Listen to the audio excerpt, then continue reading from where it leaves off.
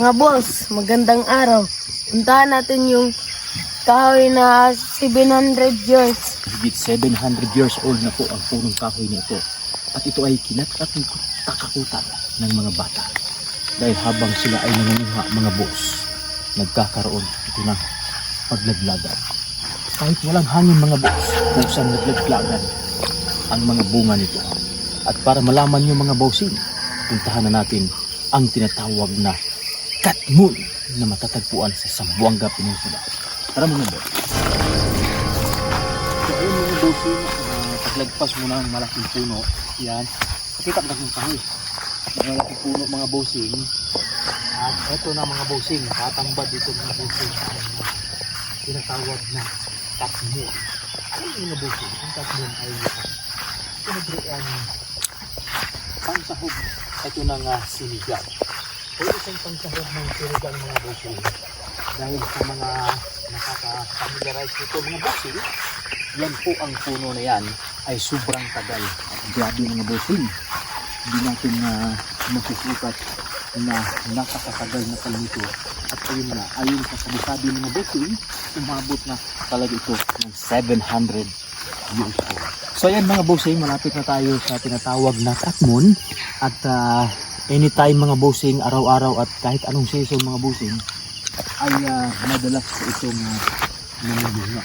Ayon sa mga sabi-sabi mga bossing, kapag mga bata ito ang nangunguha sa punong ito, ay kusang naglaglagan ang mga bunga nito mga bossing. Ayan mga bossing, sa mga mahilig magsinigang mga bossing, at ipapasulit ko sa inyo mga bossing na grabe, sobrang dami bunga. At sabi-sabi po, kami po ay mag-vlog lang. Punto lang kasi lang. So ayun ang mga bossing, sobrang daming bunga mga bossing.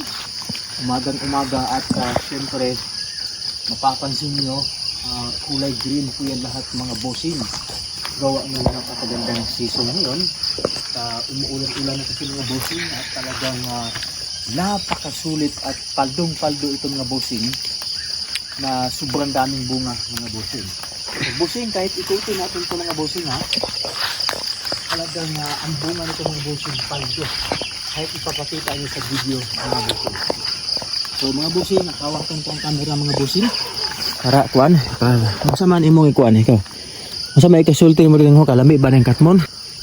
Masarap ang Katmon pag ginigisa ng yan ng suka at asin. Masarap talaga. Pagkapaglaway ka talaga.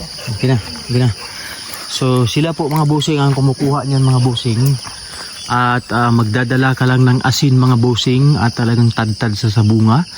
Simula sa baba hanggang taas mga bossing. At ito ay pwedeng pangsahog ito kapag tayo ay nagluluto ng isda.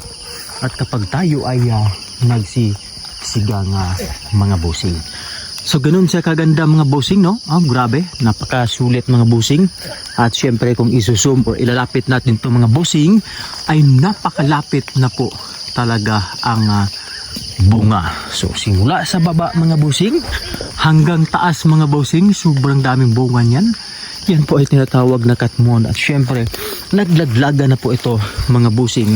Mapapansin nyo, mahigit 700 years old na po itong puno na itong mga bossing. At hindi po ito pinaputol ng may-ari. Gawa nung ito na lang po ang kahuli-hulihang natitira mga bossing. So ayan mga bossing, sobrang dami mga naglaglagan, mga bunga mga bossing. Sobrang dami talaga mga bossing, grabe. So ito ay tinatawag na Katmon. So sa background mga bossing, halos mga nyug na lang po ang nakatira dito mga bossing. At halos wala na po talagang punong kahoy. At dito sa kabila naman bossing, nyug din. At pagdating dito mga bossing, may saging. At ito na lang ang natitirang 700 years old na punong kahoy. Wow, napakalupit nito mga bossing. So mga bossing,